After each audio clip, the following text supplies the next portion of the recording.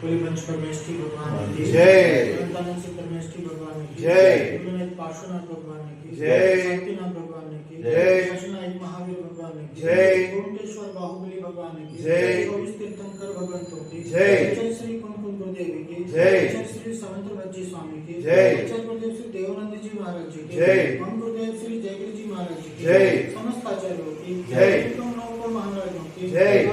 वाणी माता की जय। श्री रत्नकम सावकाचार्य जय। जय की जय देव 113 जी महाराज की जय जय जय। नमस्ते नमस्ते।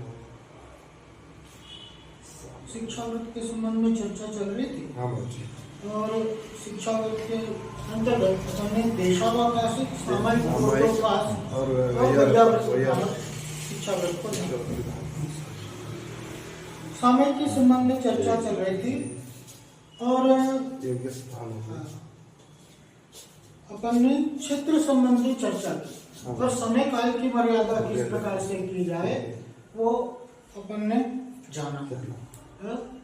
कि किस प्रकार से गांठ बांध करके केश वगैरह बांध करके हाँ? इस प्रकार से समय की मर्यादा करनी चाहिए और उसके बाद क्षेत्र के संबंध में जाना कि कैसा स्थान हो एकांते क्या कहा एकांते सामयिकम निर्वक्षेपे वनेषु वास्तु चैत्यादिषु वापि च परिचेतव्यं प्रसन्नतया क्या कहा यहाँ पर कि सबसे पहला क्या करो जिस स्थान का तुम चुनाव करो सामयिक के लिए वो स्थान कैसा हो एकांत हो निर्जन हो जहाँ पर लोगों का आना जाना नहीं हो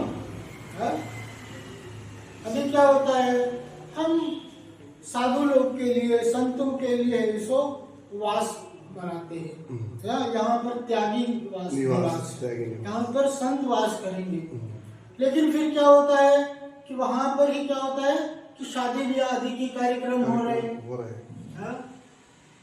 अब क्या होगा कि शादी का कोलाहल रहेगा भीड़ भाड़ रहेगी तो ऐसे में महाराज सामयिक कर पाएंगे क्या नहीं कर पाएंगे रोज एक न एक कार्यक्रम हो रहा है कभी बच्चे का बर्थडे है या कोई भी ओकेजन हुआ तो क्या करते हैं त्यागी निवास के पास में जहाँ पर संतों का निवास है जहाँ पर साधकों का वास है उस वास के वहीं पर और मंदिर के निकट है अब मंदिर में क्या हो रहा है घंटा आदि बज रहा है घंटा आदि बज रहा है खूब जोर जोर से तो ऐसे में महाराज स्वाध्याय कर पाएंगे क्या नहीं महाराज के प्रवचन हो रहे हैं इधर में क्या भक्तजन आ रहे हैं और घंटी बजा रहे हैं तो ऐसे में प्रवचन में बाधा नहीं पड़ेगी तो क्या कह रहे तुम श्रावक हो और श्रावक का कर्तव्य क्या होता है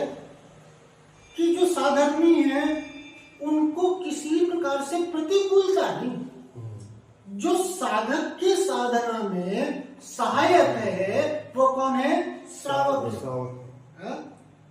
तो आप इस बात का विशेष ध्यान रखो कि साधर्मी भाई हैं साधुजन हैं और वो ध्यान आदि कर रहे हैं तो कैसा वो स्थान हो बाधा से रहित हो उपद्रव से रहित हो सामान्य लोगों का वहां पर आना जाना नहीं भाई अन्य लोग आते हैं उपद्रवी लोग आ रहे हैं अब महाराज तो मारा फेर रहे हैं सामयिक कर रहे हैं स्वाध्याय कर रहे हैं क्या करते हैं पड़ बर्तन आदि पटकना कुर्सी चेयर आदि अनावश्यक पटकना उठा पटक करना तो ये क्या हो गया आपकी तरफ से एक प्रकार का उपसर्ग हो गया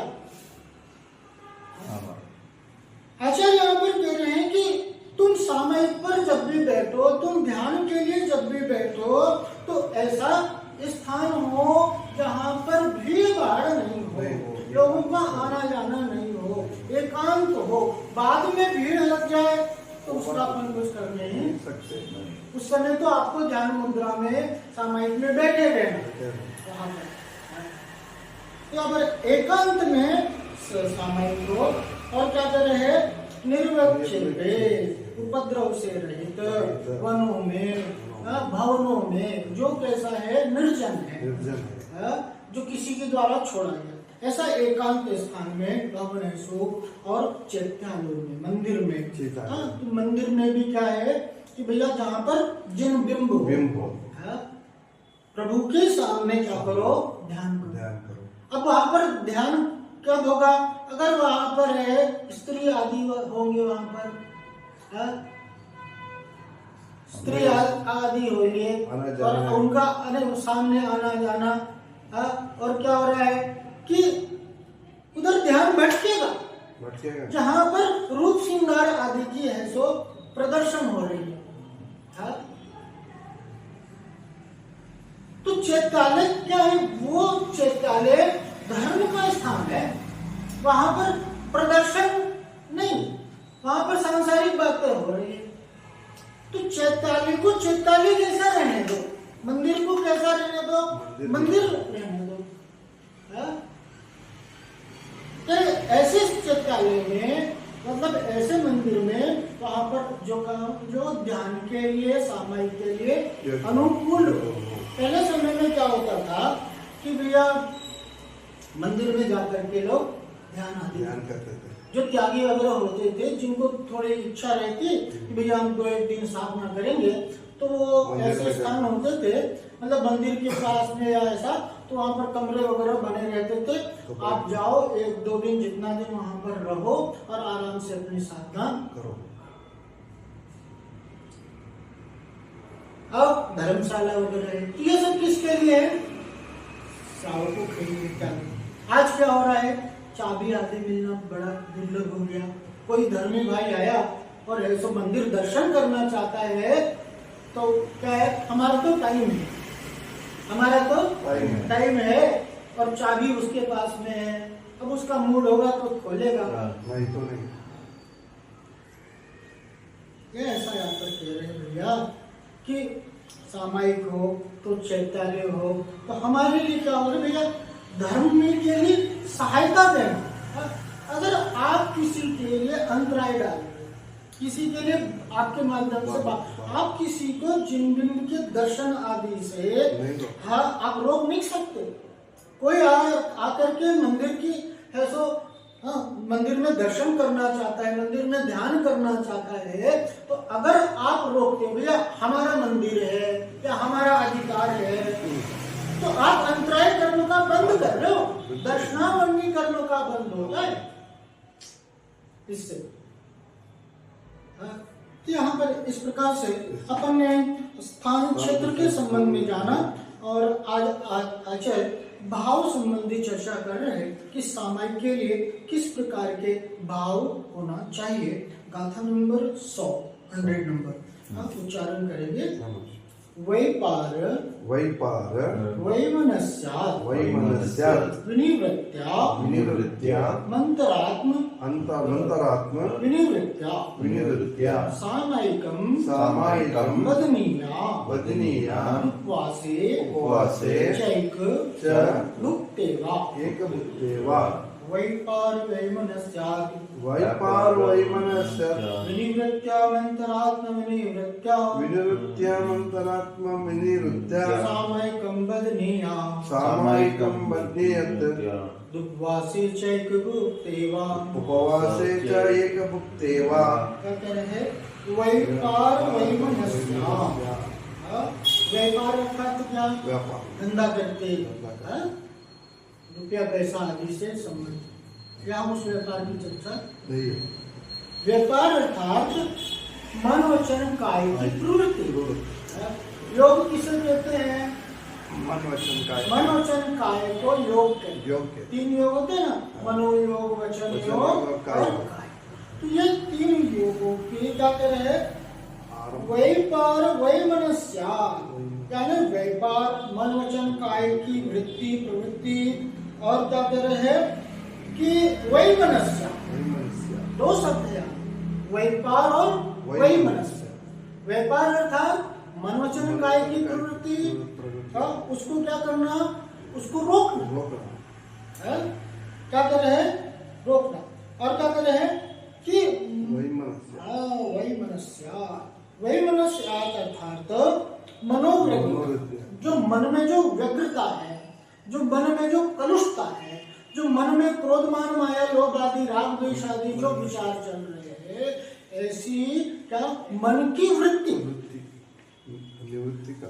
हाँ, इसके क्या कहा विनिवृत्त्या, यानी निवृत्ति होना, इसका क्या होना नियंत्रण नियंत्रण होना, करना, इसका क्या होना शुद्ध होना, शुभ होना। क्या कहा कि अशुभ से बचो। मन वचन काया की जो अशुभ प्रवृत्ति है, जो हिंसा चोरी झूठ कुशील आदि जो 5 पाप रूप जो मन में विचार, सबसे पहले क्या होता है कि विचार कहाँ होता है, मन में उत्पन्न होते हैं। बुरे या अच्छे जो भी विचार होते हैं उसकी उत्पत्ति कहाँ से शुरू होती है, मन से शुरू होती है। और मन में उत्पत्ति होने के बाद में वचनों के माध्यम से उसकी व्यक्ति होती है। हाँ, क्या करते हैं, वचन से उसे व्यक्त करते हैं। और फिर क्या होता है, काया के माध्यम से उसकी क्रिया के द्वारा प्रवृत्ति करते हैं। तो मन वचन काय की अशुभ प्रवृत्ति जो कैसी है, बुरी है, जो खोटी है, जो दुर्ध्यान कहा जाए जिसके लिए, दुर्विचार है, दुर्वचन है। मन में भी नहीं लेकर के आना ऐसा दुर्विचार, पापरूप विचार, वचनों के माध्यम से भी उसे व्यक्त नहीं करना और काया के माध्यम से नहीं करना। इसे रोकने का नाम, इसकी निवृत्ति होना। और कह रहे थे वैमनस्य, कि वैमनस्य यानी कलुषता नहीं।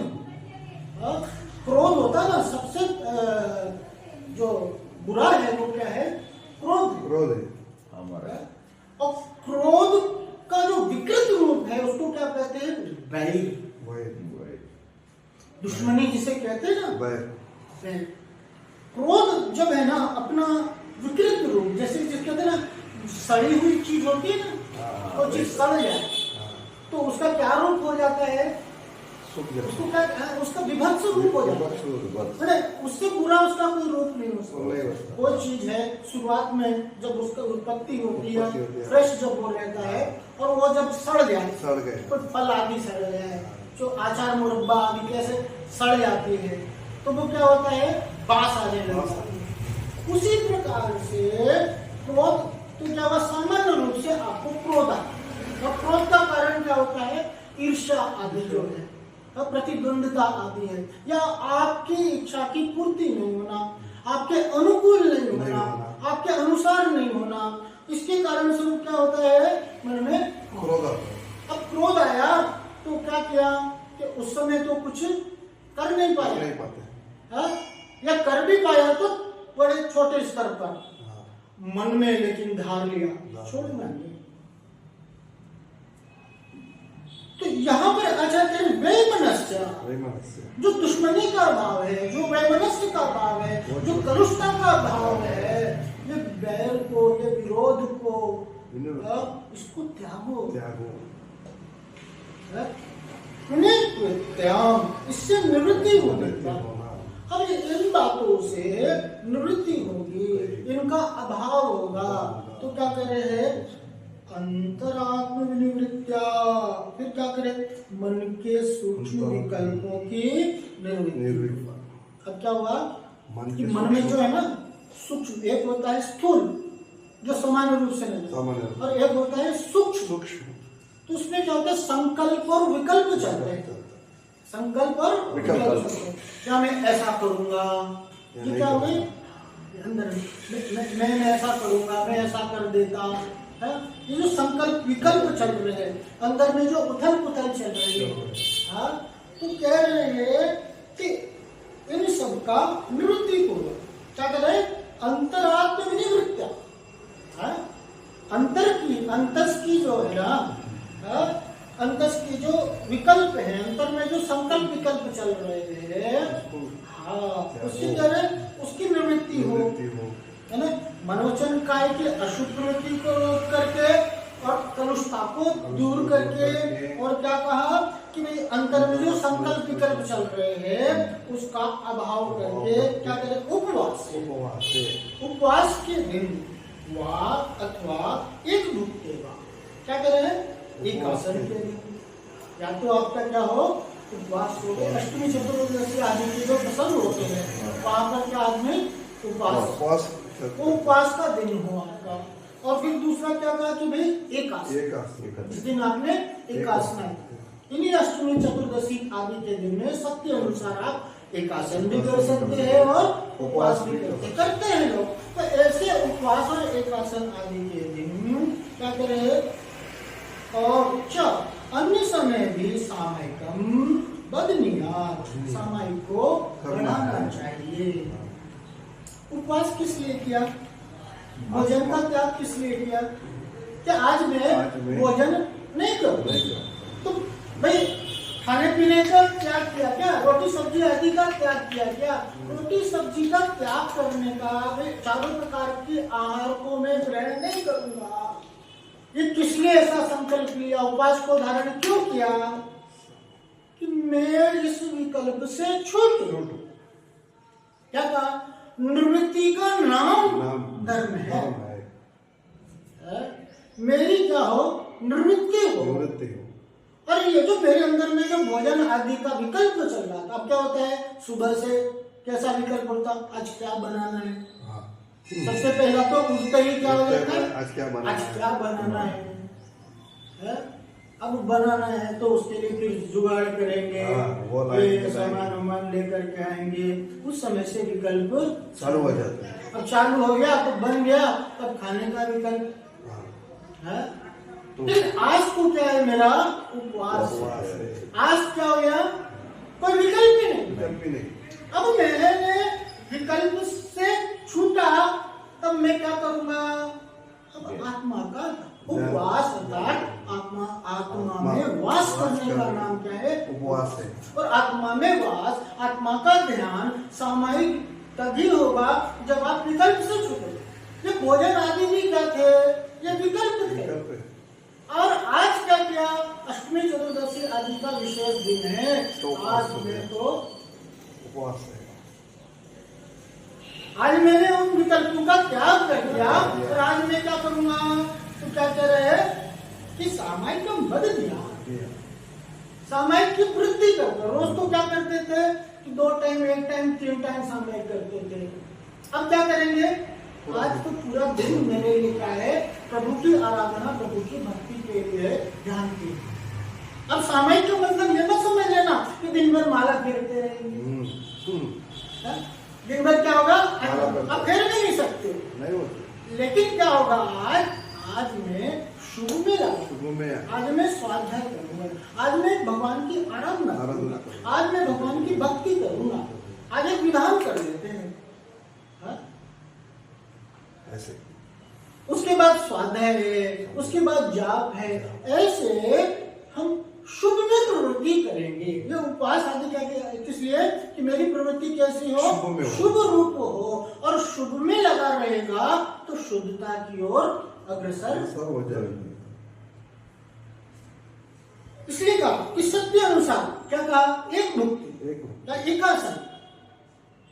आप उपवास नहीं कर सकते हो तो क्या करो, एकासन भी इसलिए कि भैया आपके शरीर चलता रहे, आपकी ऐसा व्याकुलता नहीं हो। अब क्या हुआ कि एक आसन में भी क्या रहता है कि भैया उधर में जैसे ज्यादा भोजन ग्रहण करिए, जो 2 टाइम 3 टाइम आदि भोजन ग्रहण करें, तब क्या गरिष्ठ भोजन को ग्रहण किया तो ऐसे में क्या होगा, प्रमाद आएगा, ऐसे में आलस आएगा, ऐसे में नींद आएगी। तो वहां पर ध्यान, सामायिक आराधना भी नहीं हो सकता। इसलिए क्या कहा, भैया एक टाइम उपवास भोजन को ग्रहण, एकासन, उपवास करो या करो एकासन। एक टाइम भोजन को ग्रहण करो, और क्या करो, अपनी सामायिक की वृद्धि करो, अपनी विशुद्धि को बढ़ाओ। इस प्रकार से अपन ने भाव संबंधी विचार को जाना, आगे और जानेंगे। आज हम तक रखते हैं। बोले पंच परमेश्वरी भगवान की जय, परमेश्वरी भगवान की जय, गुरुनायक पार्श्वनाथ भगवान की जय, शांतिनाथ भगवान की जय, नायक महावीर भगवान की जय, बाहुबली भगवान की जय, 24 तीर्थंकर भगवंतों की जय, आचार्य श्री कुमकुम गुरुदेव की जय, आचार्य श्री समंत भज्जी जी स्वामी की जय। आचार्य गुरुदेव श्री देवनंदी जी महाराज की जय। इमाम गुरुदेव श्री जयवीर जी महाराज की जय। समस्त आचार्यों की जय। निकम नोबल महाराजों की जय। भक्तसांगी मामी माता की जय। श्री रत्नोत्तम साहबाचार्य जय। जैन धर्म की जय देवलक्ष्मी देवस्थान महाराज की जय, जय, जय। दीनदयालु के लिए